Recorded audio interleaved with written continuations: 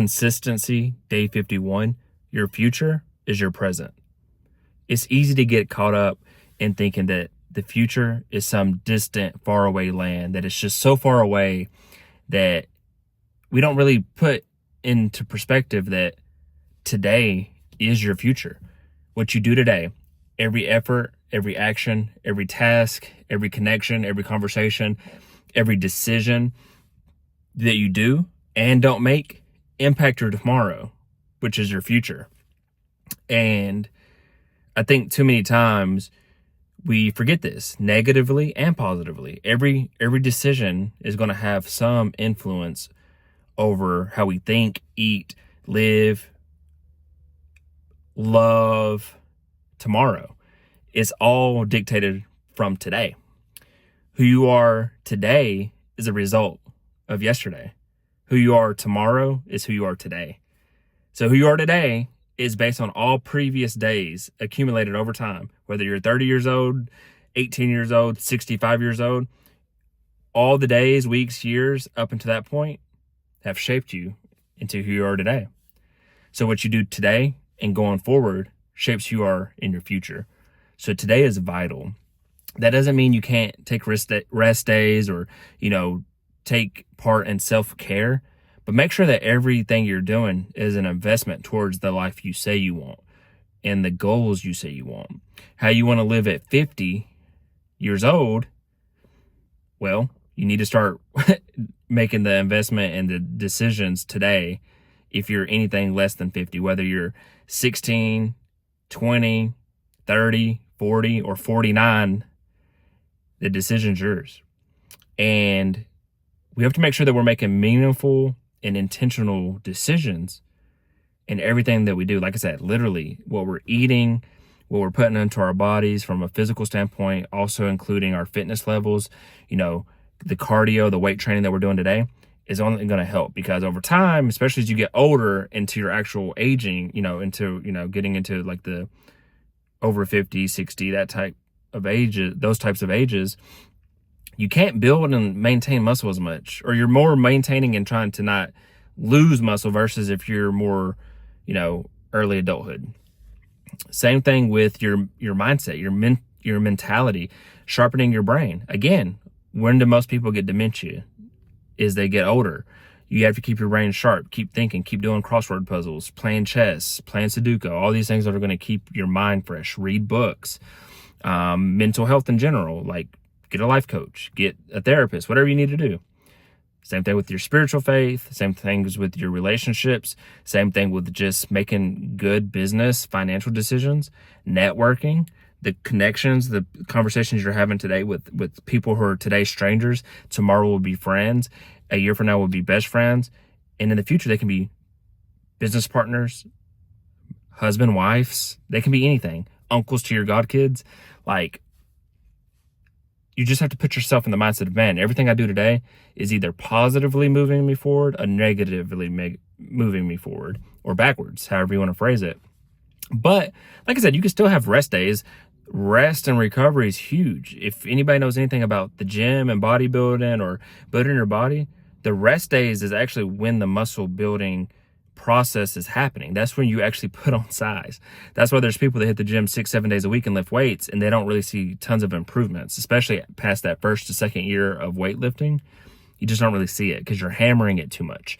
Same thing with love and relationships.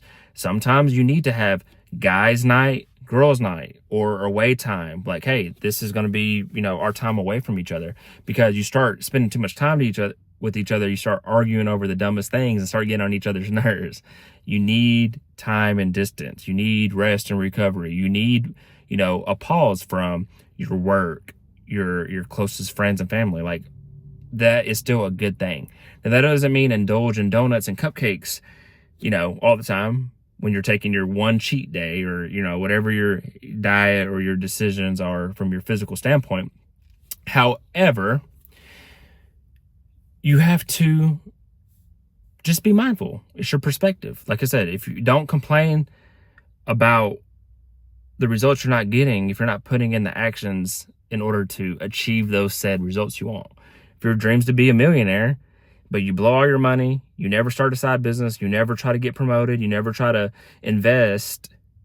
And why are you complaining that you're still making, $60K a year, but you haven't tried to do anything to multiply your income, to invest your income, to level up your income?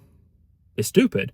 It's like complaining about being out of shape and never going to the gym or eating healthy. Like, you're just complaining at that point. Why are you looking and saying you want, six-pack abs by the time you go to the beach in 6 months, and then you never get a gym membership, you never go walking, you never eat healthy, you never do anything that leads you to that? Same thing with your spiritual faith, same time with your relationship health. You never invest in yourself, but you want to be a better believer of your religion. You want to be in love and married and have kids, but you never invest in yourself in order to be a good husband or wife or father or mother to children. It's hard to be blessed with something when you're not ready to steward it. Just whether you believe in God or you believe in the universe. Like, part of that is law of attraction. You want to attract what you want. You don't want to acquire it. You acquire something, you're selling something to get it. Whether it's your soul, actual physical money, time, energy, resources to get it. But when you attract, it comes to you. You keep your soul, you keep your energy, your time, you keep your money. You're attracting it to you. And it's like a magnet. It's the magnetic mind. Like, you can attract what you want, but you need to back it by action and faith. So your faith and action. So you need to believe it, want it, attract it, desire it, but then you need to put in the work. So I want to have six-pack abs in the next 6 months. My action is I'm going to eat healthy 6 days a week, no matter what. And I'm going to hit the gym. I'm going to do a good mix of weights and cardio. I'm going to be in a caloric deficit so that I make sure I'm losing the weight I want. And then I'm going to physically picture myself there. I'm going to look at inspiration of other people's abs. I'm not going to have this where I'm indulging in wishing. We're going to work. We're going to stop wishing. We're going to start working towards what we want. Too many people are wishers, and wishers don't get anything. It's the doers. Like, it's okay to want stuff, but back it by action and you'll get it. That's okay. Just stop being a wisher. So your future is your presence. Today is your future.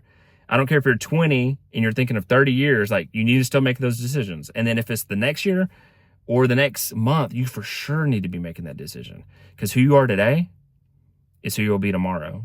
Sorry, who you are today is who you've been in the past, and who you are tomorrow is who you are today and what you decide to do today. So I hope you make good decisions. I hope you do something to move your future forward. I hope you make purposeful, intentional decisions that is going to make you the man or woman that you strive to be tomorrow and in the future. And I hope you do it not only for you, but for your future family, your future friends, your future community. All these people are reliant on you. Life is not all about you. The more selfless you are, the more of a giver you are, the better your life will be. You'll be happier. You'll have better relationships. You'll make more money than you ever thought, because you can't outgive God. And you want to give to your relationships, give to your community, give to your church, give to whatever, give to your body, and you'll get in return. And I wish you peace and blessings on the journey.